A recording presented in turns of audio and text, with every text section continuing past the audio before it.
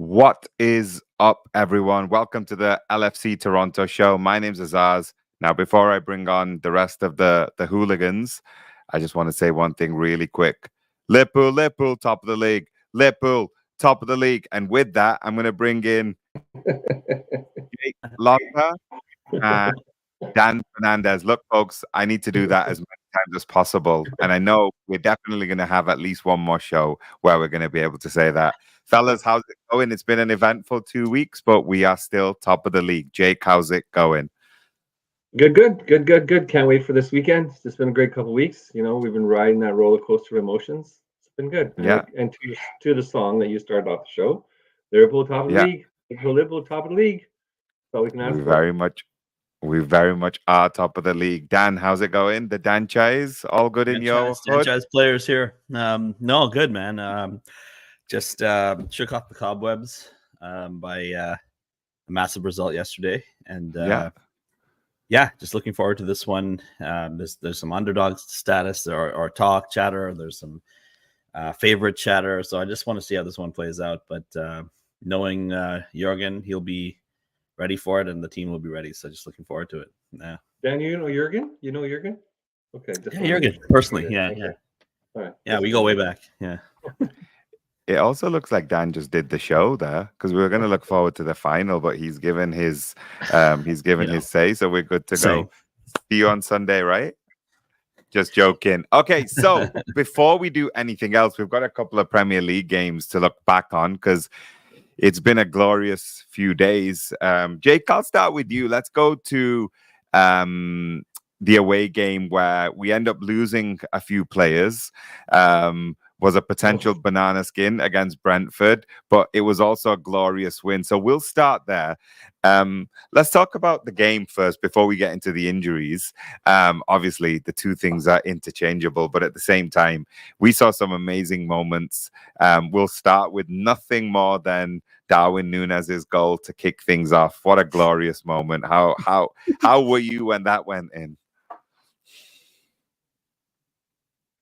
I mean, you know, given his pedigree is fantastic. He's heart, he's got strength, he's got pace, he's got determination, he's a fighter. But the one knock on the season on him is that he's hit the bar in the post 11, 12 times. And don't get me wrong, like I was on the edge of my seat saying, oh shit, he's two on, the keeper. And he's chipping the ball so nonchalantly too, right? And it was just maybe this much under the bar. I'm gonna say like this much under the bar from that standpoint. Like we haven't seen that type of finesse in that context, right? When he's doing that, he's hammered the ball. He's done some really good things, headed the ball. Haven't seen that finesse, and if that's in his locker and he's about to bring that out, it's a whole new dynamic of threat, and just that goal poacher mentality where he's like. He's running behind people. He's running through people. He's running off the ball, and people can't catch him.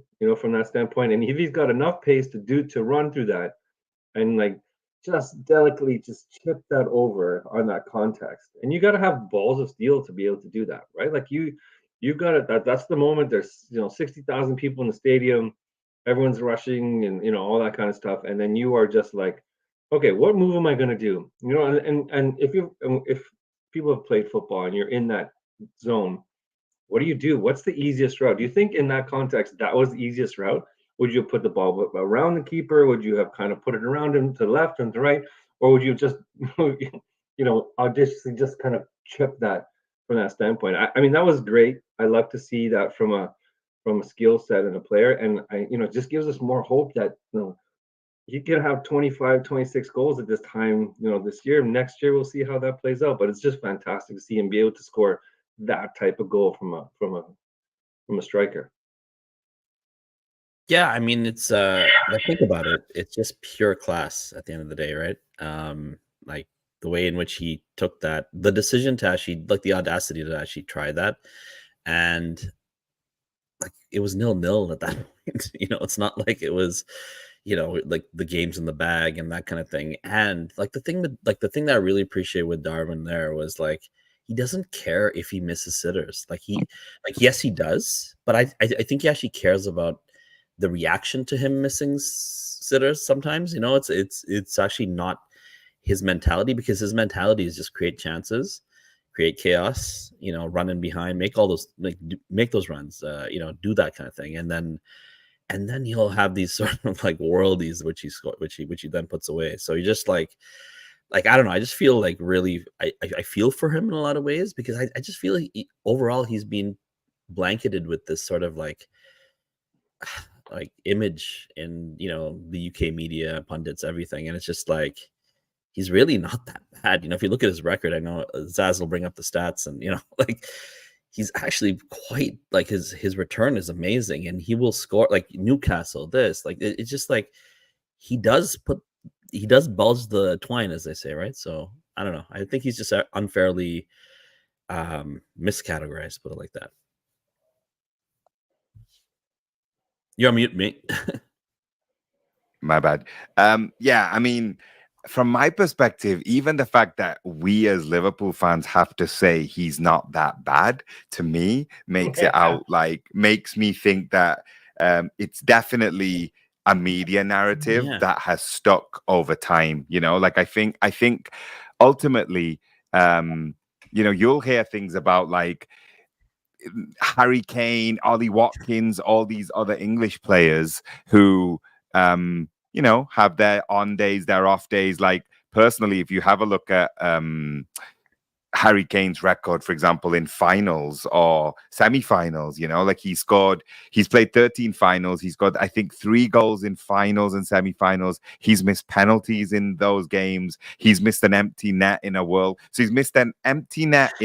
Cup semi-final, and he's missed a penalty in a World Cup semi-final, right? So the narrative that the media is able to project, and also the hater fans from other teams are able to project, it's madness. So another example is a big example of this, who suffers from this, is Trent.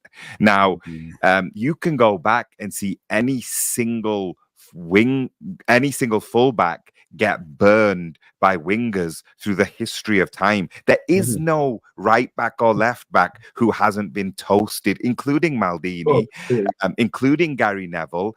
That's what a Vinicius, Luis Figo, a David Ginola, like all these players, what they do is they rip right backs and left backs. And through the history of time, you'll never talk about Gary Neville as a guy. There's a YouTube video where Luis Figo just like rips Gary Neville like 3 times in the same move and then crosses it in.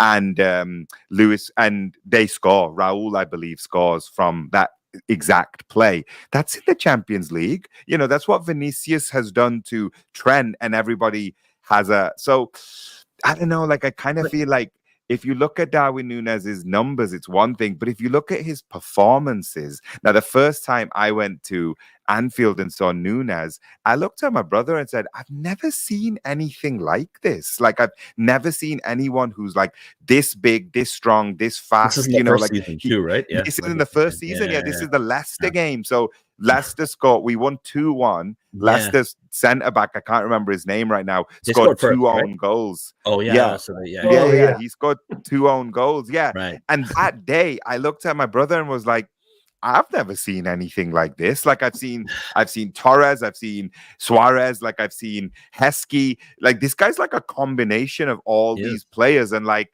I don't know, like I think he's really good. And like I was looking at his link-up play, I was looking at but the biggest thing I cannot believe is not spoken about enough is he literally like occupies the whole defense. That's what I've said I've never seen before. Is Torres better than him? Yeah. Is Suarez better than him? Yeah. Is Salah better than him? Yeah.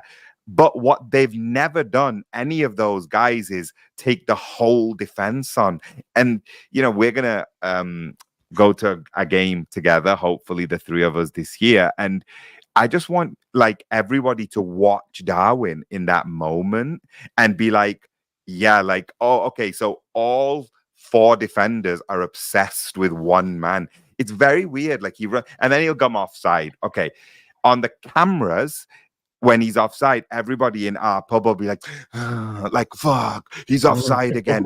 That's not the point. The point is he's like he's like pulling people forward. Exactly. He's pulling one guy is puppeting, and I don't know if Haaland does this or doesn't, because I've only ever seen Haaland live once, and it was against us, and I don't think he did it that day, but I don't remember Haaland doing it.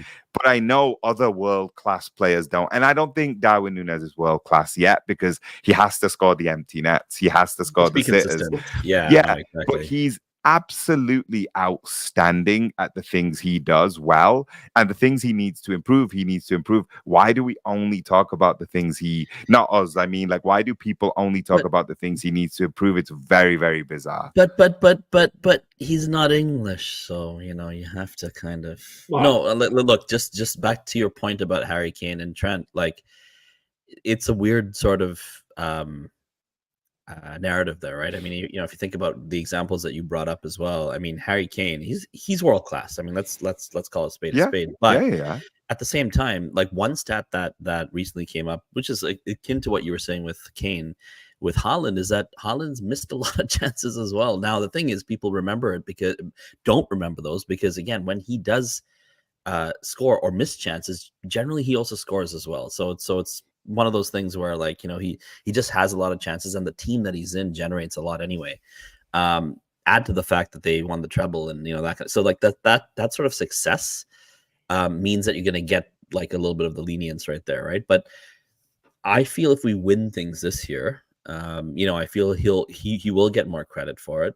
He is having a better season, like you said, like his on the pitch contribution. Klopp's even mentioned this as well. It's just like night and day from last year to this year in terms of tracking back, putting pressure on the ball, playing the angles, hold up play, all that kind of stuff. Playing in Jota, the winger, or Diaz on the side, like 1-2s, everything. And so he's improved so much that, like, the narrative is so just like kind of old, and it's lazy. It's lazy punditry, and I think a lot of like top pundits realize that, and they can't really slag him off anymore, because they realize how much of actual contribution he brings. So yeah, it's interesting. I think from that standpoint as well, he's filling into the team, right? Like, you can see in the last couple of weeks, no, I'm going to say last couple of weeks, last few months.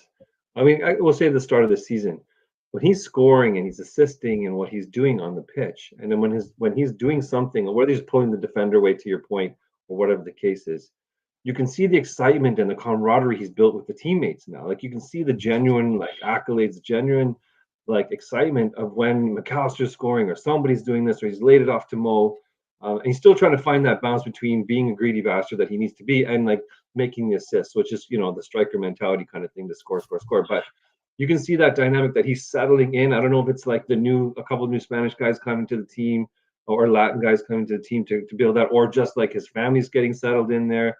He's getting settled in the community, so he feels better, feels fit into the Liverpool space. Now he's kind of gone through the paces a little bit. He knows what Klopp wants. He's fit. He sees those guys on, McAllister's and whatever else on tournaments, and so they got different camaraderies. I think to be honest, he's been settling in a bit better this year than he did last. Yeah, man. I don't know. I feel like that moment itself just shows how much technique he has as well, because I think I put it in our chat, like, I only think Suarez and Fowler could do that. Like, I mean, could Salah do it and prove me wrong? Yeah. Could Mane? Could Owen? Could Torres? Yeah, sure. Like, they're all, but like, who I know could do that? Yeah. But who I guaranteed know could do that are Fowler and Suarez. Like, no question. Touch-wise, again.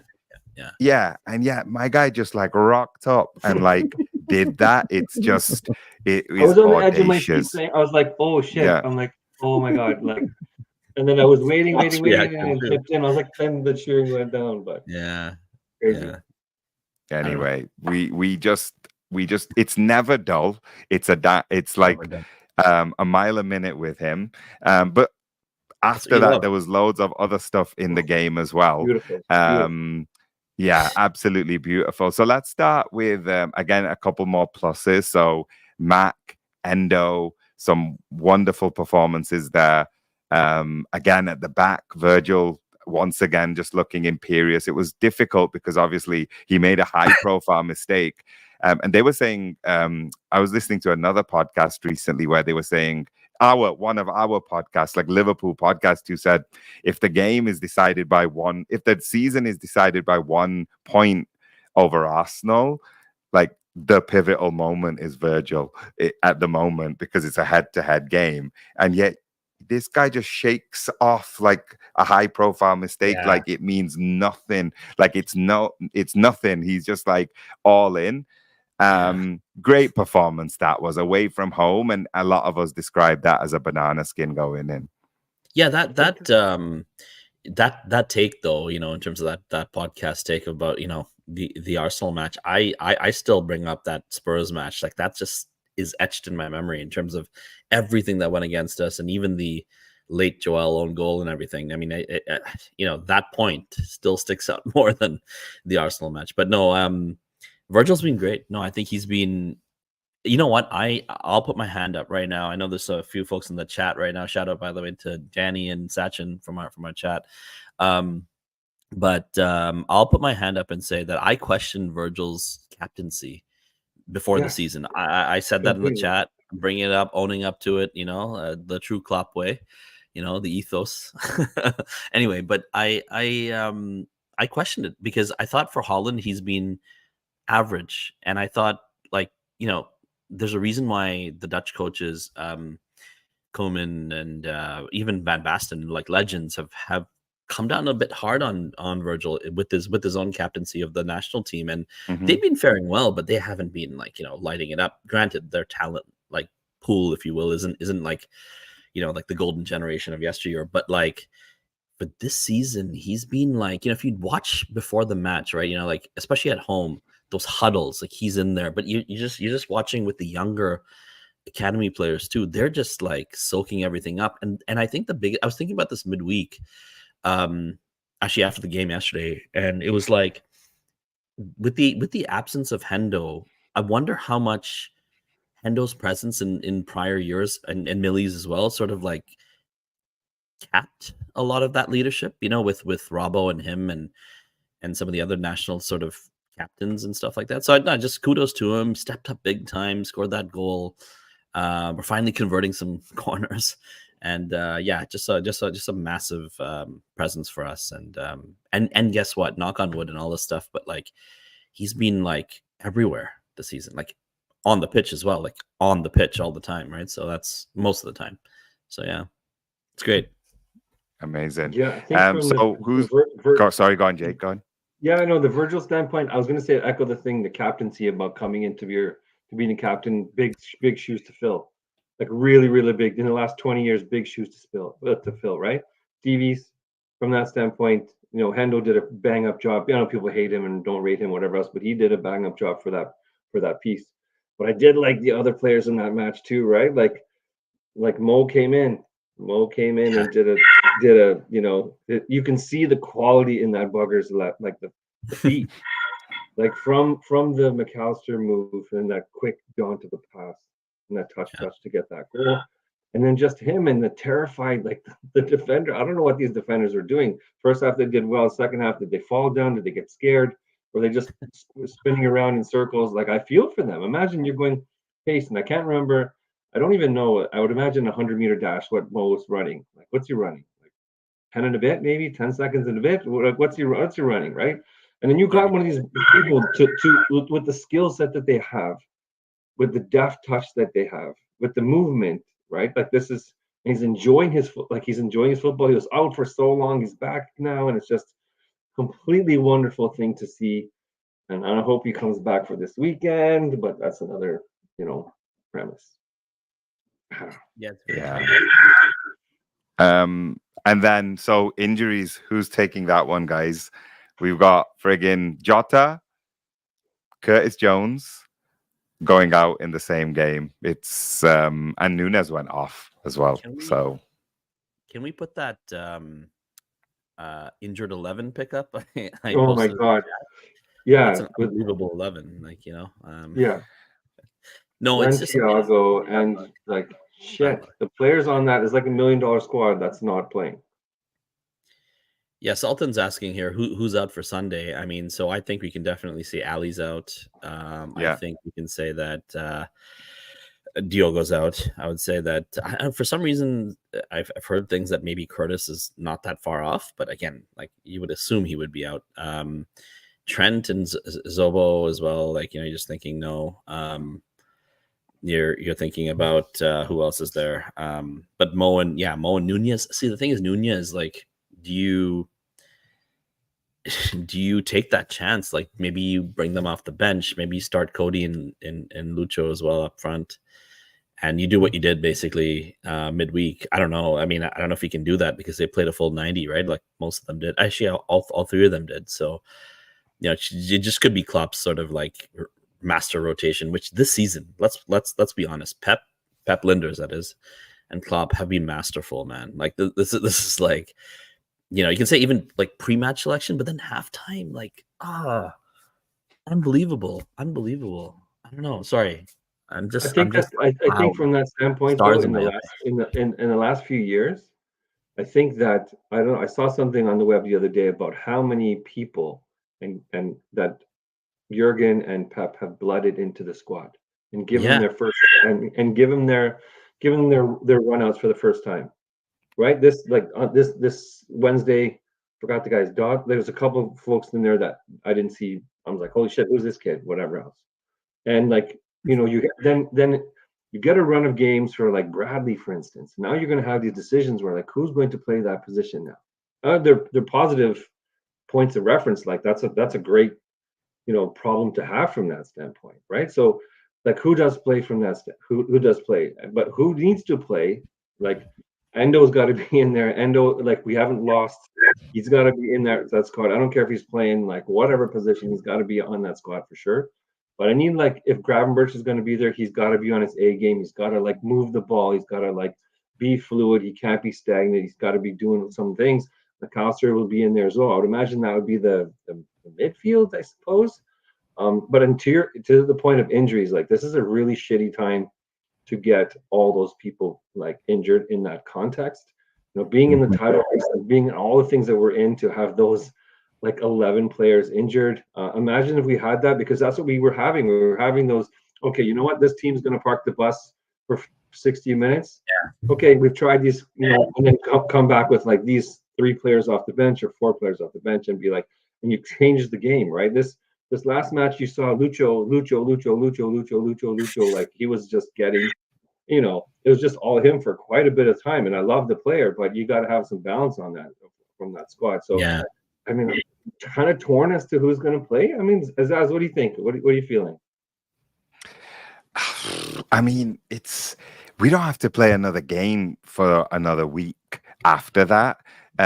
So like my head, even my heart says go with the strongest team possible. But, you know, the culture that Klopp has built alongside Pep and all his team is, I think he's going to reward people who have played the Carabao Cup. Like, I don't know, like it's weird. It's very weird. Like, I think my opinion is you can have a couple of those guys on the bench. You can kind of keep them in like on ice. Like they definitely don't have to play against Southampton at home.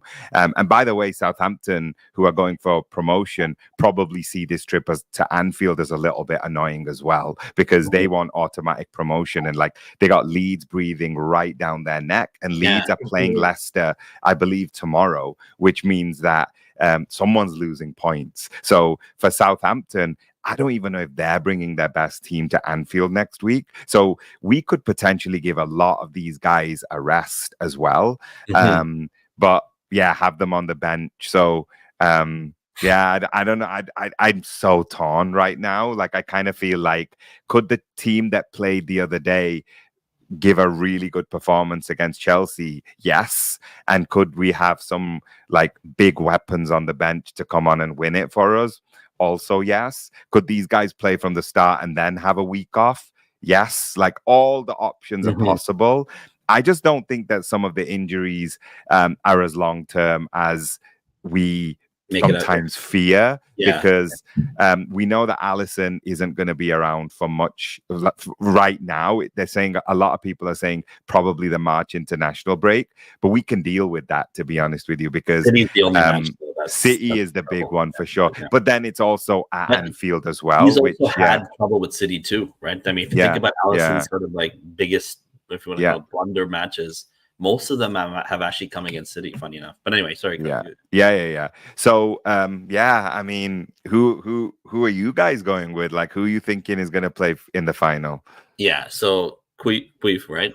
Definitely. Bradley nailed on 100%. I think Konate makes it back unless there's some other injury. I don't know, but I think it's him and Verge. Robbo, I think, gets the start, just the experience and everything else.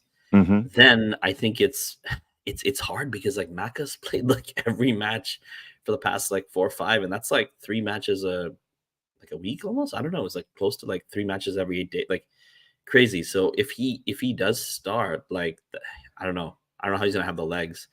But Maka, I would say him, Endo, if that's possible, and Grav again. I just say Grav again.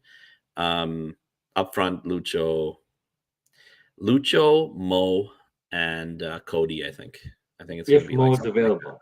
If Mo's available, he's in for sure. But I think Mo's available. I honestly think that it was like more of a precaution. But again, I don't know. I mean, who knows, right? These things. But here's the thing: if it was like dicey like that, but you had a chance to rest him a little bit. You know what I mean? Like, don't risk him for this for the rest of the season. Like, can you imagine if he did risk him and then suddenly he's just not available? Like, I mean, yes, we'd cope without him, but I mean, with Yogo gone, you really have to be careful with his treatment plan, if you want to call it that. But yeah, I mean, on that, like, I kind of feel like I do think our luck has to change on the injuries. Like I feel like we've been dealt a pretty rough hand for a while now, actually. Like almost like it's been like 6 weeks, maybe 2 months, where injuries have been something that we've had to deal with in some way or another, and we were going to have to. And City have had to. Arsenal as well. Arsenal got theirs out of the way nice and early, but they, Jurian Timber was still meant to make a big difference for them and would make a big difference for them.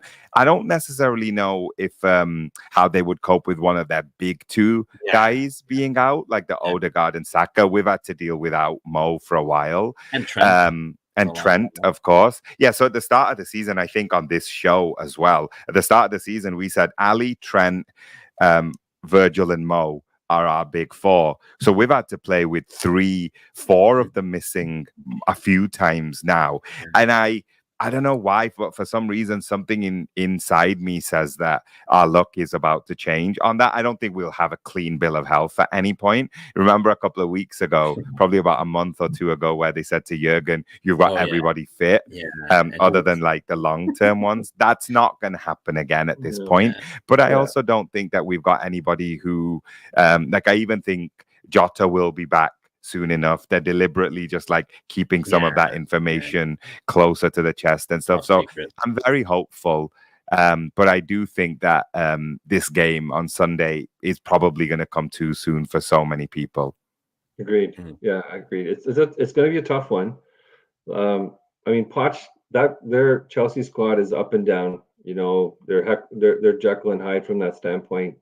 Poch is a decent coach. They've got some people, and I to all of your points, who's going to play, who's going to be fit is going to be very interesting. It's not just the first 11, right? It's like who's going to be on the bench, right? So Harvey's okay. We know that's going to be here. Kwanzaa's going to be there as well from that standpoint. But you want some senior folks to be in that group, right? So who's going to be there? So like this was to my point earlier, like who is Dan's? Like who is the young kid with the Vlad just shows up, right?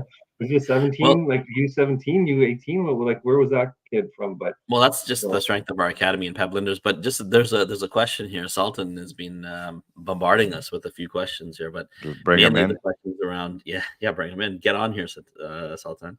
No, he's just saying like who do you think? Do you think Mo plays this Sunday, and who do you think will be number 1 in line? I guess for a Sunday, right? So. And he also says, "I'm throwing you an easy one." Funny enough. But anyway, he's just curious in terms of who's going to lead the line. Does Mo make that start? Like, what do you guys? I mean, I think we covered that, but I think if Mo is Mo and he'll want to play, obviously, he'll be in there, right? Against Chelsea, for sure. Like, you have to trust the player too, right? What's that? Against Chelsea, for sure, in a heartbeat. He's going to want. He's going to want to play. He'll be there, right? And in the final as well. You know, and he's that kind of guy, right? He's not a diver in that context. He's like, if he's fit and he will give something, I'm going to say he's like I don't know if they'd say that if you're 85% fit, can you do this? Can you play for the 30? Can you play for the 40? Can you do that? They're big, right? That's big. You know, he just came from AFCON, he got injured, like a lot of that stuff. So, you know, but he's not someone to shy away from any of that stuff. He loves this. He loves playing. So, and you're in a cup. But didn't you feel at Brentford, he sort of, like, he wasn't truly in, like, in it. I mean, later on, the sort of like in his run, he felt a little bit more like at it, but it felt like early, like he was just taking it easy on the on the right, and then suddenly, But I mean, sometimes I think in that context, and again, this is, I feel in their mind as a star quality player, if you're going to see somebody like, and I don't want to say it like this, like Ben Me in front of you, I'm going to be like, we're not going to really have to try that hard. I'm going to be okay. I'm going to just, you know, he's going to fall down, and, you know, it's going to be fine from that standpoint. And I'm going to just kind of push it, and I'll go 70% speed, and I'll still be able to deal with this cat. I mean, he's not like that, but I think he's got some of that mentality in him where, like, he's going to look and he's going to play to the level of the opponent, right? So he's going to know, if I don't get this one in 3 minutes, they're going to give me the ball, I'm going to do it again. Or in 5 minutes again, they're going to give me the ball, and I'll do it again. So, you know, I don't know. Let's see who plays completely. What about Szoboszlai? Like, what's up with that man? Is he near it? Like, he seems to be like on the cusp. That's one he's not even training. Too, right? That's one close. There's no one seen. Is it? What is it? What is he have? A virus? Turning into a longer term thing? I don't know. But lots of speculation. But I mean, I didn't. Did you hear anything about that? I didn't hear anything about that. From that what's the Chippy saying? What's the Chippy saying? Yeah. I don't. You know what? To me, I don't know if Szoboszlai at the moment is in our strongest midfield anyway. Just really, on form. I think Endo, Mac, and Curtis are our three midfielders at this point, and I think Sobo can get right back into it. Like earlier in the season, like it's not form is temporary, of course, but Endo and McAllister right now are just like sublime, supreme, like all the superlatives, all the words. Yeah, man. Like Endo is, again, like I was saying about Nunes, like Endo's, like both of them actually is something that we've not necessarily had before in recent times. Yeah. So Endo, okay. So we've had Fabinho, we've had Lucas, we've had Mascherano, all defensive midfielder players. But like Endo's got this like weird, like really crisp short passing that's definitely more number 8 than number 6, but he is a number 6. And then Maka is like a 8 plus 10, but has 6 tendencies as well. They're both unique. I'm not saying that they're better than any of those players, particularly Fabinho. Fabinho, I think, was maybe the best number 6 in the world when he was in his prime with us. So I don't want to, like, it's not like a recency bias where I'm like, they're better than what we've had. No, but they're definitely different, you know? Like, I don't recall having someone so talented like McAllister in there and not having to be the metronome of the team because Trent's playing as well. But in the last couple of weeks, McAllister really has shown like he's Mr. World Cup, you know? Like, you can see that he's... And Szoboszlai's not been able to keep up. I remember as a kid, there used to be a lot of players who people used to be like, oh, he can't do it. He can't do it in the winter, you know? And like the modern equivalent is, can he do it on a wet Tuesday in Stoke kind of thing? Szoboszlai for us hasn't shown the level he did in like August, September. He hasn't shown that level afterwards. Will he? Probably will. Like Robert Pires did the same thing in his first season, then became absolutely world class for Arsenal and unplayable. And like people forget that in one of the Arsenal league seasons, maybe double seasons, Pires was the player of the year. Like not Henry, not Bergkamp, not Vieira. Pires was the player of the year. So I fully believe in Szoboszlai. I think he'll come good. But like, if I'm picking our best 11 based on right now, he wouldn't be in our best 11. But we need him back, no doubt about that. Well, here's the big matchup though. Is it's going to be Enzo versus potentially Endo, but potentially his World Cup midfield partner, right? Which is Maka, which is really intriguing. It really brings into question as well, like the Caicedo. I was going to say the same thing. The Endo, like the Endo Maka thing. Like it's just like crazy how much both of them cost compared to those massive signings that they overspend, right? But anyway, that's all. So money aside, I mean, there's still a match to play, and Chelsea are in good form, right? So if we are looking ahead to the actual match itself, the one thing with Pochettino though, and if you notice this with the matches, like the league matches this year, he's set up really, really well tactically, and they've gotten results. Like they've drew City twice, they've drawn in I think Arsenal as well, right? Or did they beat? No, they drew Arsenal, right? And us, and so aside from that 4-1 drubbing, I mean, they played the big teams well because I think that they get up for it. Now I think their exuberance, because they have a lot of youth in their squad, will probably show on Sunday, and I feel being at Wembley will be probably taking a bit of their early pressure. I just have a feeling about that, in terms of possession and all that kind of stuff. But that's where we really need to have Darwin and Mo fit to really just expose them on the counter. Yes, Lucho's there and Cody, but Harvey's not going to beat anyone with pace, especially their sort of their wing backs. But like, I just have a feeling that Cole Palmer will be like their danger man. I feel like he's their guy. Gallagher and those guys will hassle our mid as well. But I'm just hoping that we can really hit that long ball, and we've been good with long balls and having our star guys capitalize on that stuff, But finishing will be key, I feel. Yeah, very much so.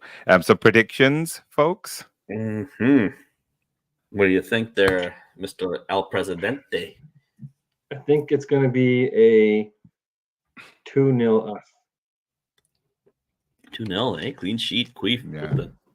I think he's going to get what he's going to do. I think he deserves something. I feel gutted that he's let some goals in, or he's been in positions where that's happened. But I think he's due for a clean sheet, and this could be the day. Nice. Yeah, I'm thinking 3-2 extra time. Sorry, is there extra time, or is it just pens? I don't know. I'm not sure about this one. Did it go straight to pens, or is there an extra time? No, it goes. This one, the final goes to extra time. So it's potentially 120 minutes. 120, right? Yeah. Oh. So Liverpool doing the second half of extra time, 3-2. 2-all. Shit. Yeah, it's gonna be a tight. We don't have Ali in net. There's that kind of luck as well that they do have. So, but 3-2 extra time. 3-1 Liverpool is what Sultan says here, being 1-0 down. Wow, what a prognostication. Sir, can you predict the lottery numbers as well? Sorry, anyway, let's go ahead, please. I'm going to go 2-1 in 90. Like for me, I kind of feel like I never, ever want to complain about a trophy or a final. Like, I think we have to play it properly. Like, I think we shouldn't disrespect it. It's a trophy. It's a legacy thing. It would put us onto double figures of Carabao League Cups. So we'd get onto 10. But I do want to finish it within 90. And then we've got a 90 against Southampton at home that we have to take care of business as well. Here's a question, just a really quick one for you guys. I've been thinking about this a lot since the whole Klopp announcement or whatever. Hypothetically, this is all hypotheticals, knocking on wood everywhere in my head, whatever, If, say, we win Sunday, right, but we don't win anything else, let's just assume that. I know this is really heresy to say this, but do we have a parade with just the League Cup? I don't know why I thought about this question, but I just wanted to throw that out there. As Klopp's sort of farewell, like, do you do that with one trophy? I'm just wondering. Throwing it out there. You're like, yeah, forget this question. Yeah. I mean, from my perspective, it's a no. Like, I think ultimately, Liverpool do have to still stand up to a standard of excellence. Fair enough. And right. Yeah, I think Klopp's going to get all his flowers, and he's going to get his like lifelong legacy. He's probably going to get a statue, but like there are special things that are reserved for special moments. It was different in 2022 because all the way up to the end, we may have won the quad, Right. So like they had to arrange it all first. Right. So we went to the Champions League final, and it was all meant to be the next day. So the question was more like, do we cancel it? It wasn't like, do we arrange it because we won the 2 cups, So would we arrange one because we won 2 cups? Like, I want 1 cup, sorry. I don't think so. But we're not in the Champions League final, right? So if we're in the Europa final and we don't win, and there's already a parade organized, that's a separate question altogether.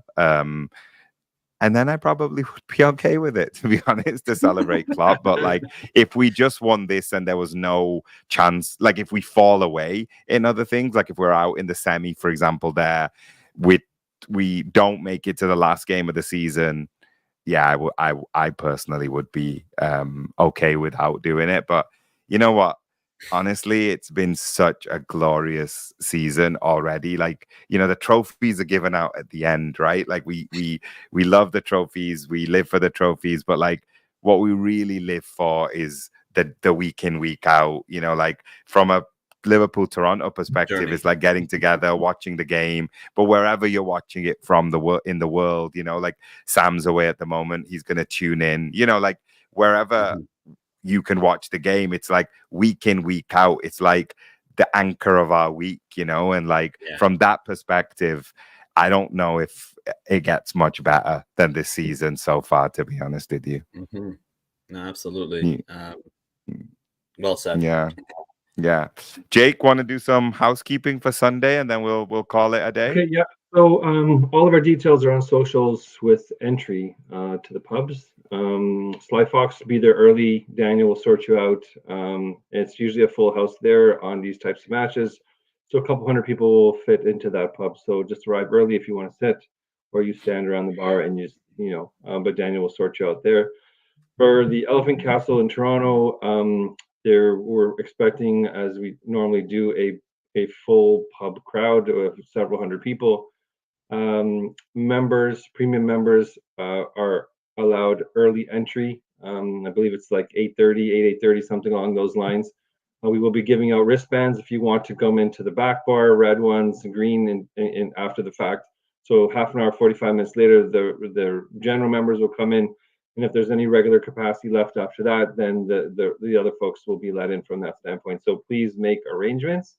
Arrive early. I think Sultan's already at the front door right now waiting as normal. We know that. He's probably going to be sending us a picture of the front door, imminently from that standpoint. But please, from that standpoint, these are things that the pub is asking us to do to control capacity and fire regulation. So this is what we are trying to abide by. And so please arrive early. And enjoy yourselves, be safe, all that kind of stuff, and make your way to the pub on that day. It's going to be a fantastic afternoon, and we can't wait. On that other point, that's pub, and that's this. We're also we have got Anfield Wrap. We've got 15 tickets, 12 tickets, 14 tickets, something like that, something along those lines. They are selling out. There's no entry at the door, so once these tickets are gone, they're gone. So please, I think it's 5 weeks left, 4 weeks left, 5 weeks, something along the lines that they'll be here.